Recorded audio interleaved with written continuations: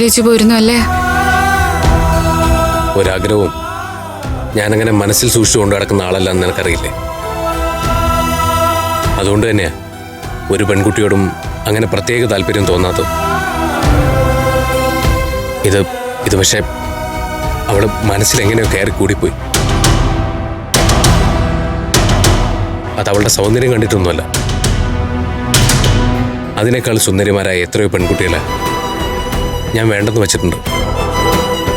അമൃത അവരിൽ നിന്നൊക്കെ ഒരുപാട് വ്യത്യസ്തയാണ്. സ്വഭാവം കൊണ്ടും പെരുമാറ്റം കൊണ്ടും കാര്യപ്രാപ്തി കൊണ്ടൊക്കെ അവൾ എന്റെ മനസ്സിലേക്ക് കയറിക്കൂടിയത്. എനിക്ക് ശരിക്കും വിഷമം തോന്നുന്നുണ്ട്. ഞാനും ഒരുപാട് പ്രതീക്ഷിച്ചിരുന്നു. ദേഷ്യം തോന്നും ഏട്ടാ എനിക്ക്. ദേഷ്യവും തോന്നരുത് മോളെ. അമൃത അവള് വളരെ ജെന്യൂനാണ്. മനസ്സിലുള്ളത് വളച്ചു കിട്ടില്ല, തുറന്നു പറയും. അതൊരു നല്ല ക്യാരക്ടറല്ലേ?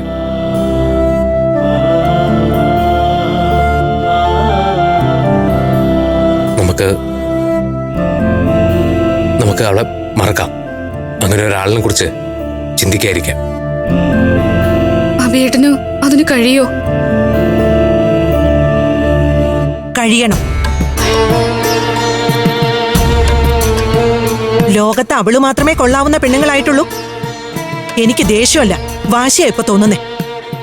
അവളുടെ കല്യാണം നടക്കുന്ന അതേ ദിവസം അതേ മുഹൂർത്തത്തില് ഞാൻ നിന്റെ കല്യാണം നടത്തും. അങ്ങനെ നമ്മളെ തോൽപ്പിക്കാമെന്നൊന്നും ആരും വിചാരിക്കണ്ട. ഇത് തോൽപ്പിച്ചൊന്നും അല്ലല്ലോ അമ്മേ. മറ്റൊരാളോട് അവൾക്ക് ഇഷ്ടം തോന്നുന്നത് ഒരു തെറ്റാവുന്ന എങ്ങനെയാ? ഞാനിപ്പോഴല്ലേ അമൃതയെ കാണുന്നത്. അവക്ക് ചെറുപ്പം പോലെ അറിയാവുന്ന മുറച്ചെറുക്കിന് വാക്കുകൊടുത്തതില് എന്താണ് തെറ്റ്? എനിക്ക് തെറ്റ് ശരിയൊന്നും അറിയില്ല. എന്റെ മോനെ അവക്ക് വേണ്ടെങ്കിൽ അവളെ നമുക്കും വേണ്ട. പക്ഷേ എനിക്ക് വാശിയുണ്ട്. നിന്റെ കല്യാണം ഞാൻ തീരുമാനിച്ചു കഴിഞ്ഞു. ആ ഇൻഫോ പാർക്കിൽ ജോലിയുള്ള പെൺകുട്ടിയുടെ ആലോചന വന്നില്ലേ, ദിവ്യപ്രഭയുടെ? അത് നമുക്കങ്ങ് ഉറപ്പിക്കാം. അത് ശരിയാ ഏട്ടാ. ദിവ്യപ്രഭയ്ക്ക് ഒരു കുറ്റവും പറയാനില്ല. സൗന്ദര്യവും വിദ്യാഭ്യാസവും നല്ലൊരു ജോലിയൊക്കെ ഉണ്ടല്ലോ.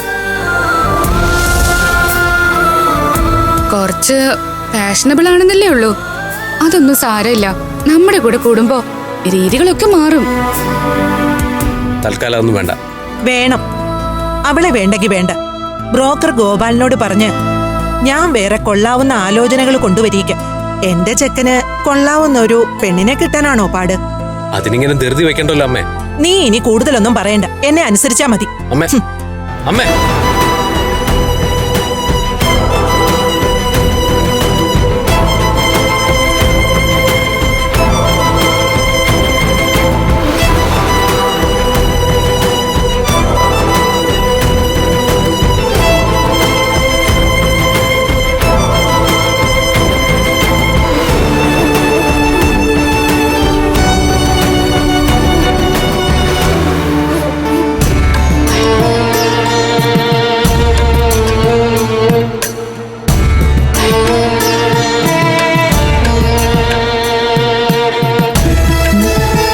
എന്തായാലും കിടക്കുന്നില്ലേ?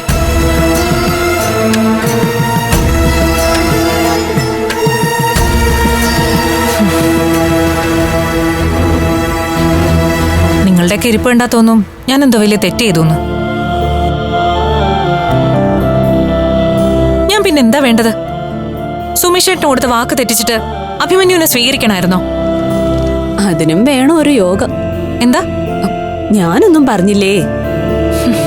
ഈ സുമേഷേട്ടനോട്ട് എന്തോ ഒരു അടുപ്പമുണ്ടെന്നല്ലാതെ ഇത്രയ്ക്കും ഇഷ്ടമായിരുന്നു എന്ന കാര്യമൊന്നും ഞങ്ങളോട് പറഞ്ഞിട്ടില്ലല്ലോ ചേച്ചി ഇതുവരെ. നിങ്ങളോട് പറയാൻ മാത്രം പ്രേമിച്ച് നടക്കൊന്നും അല്ലായിരുന്നല്ലോ ഞാൻ.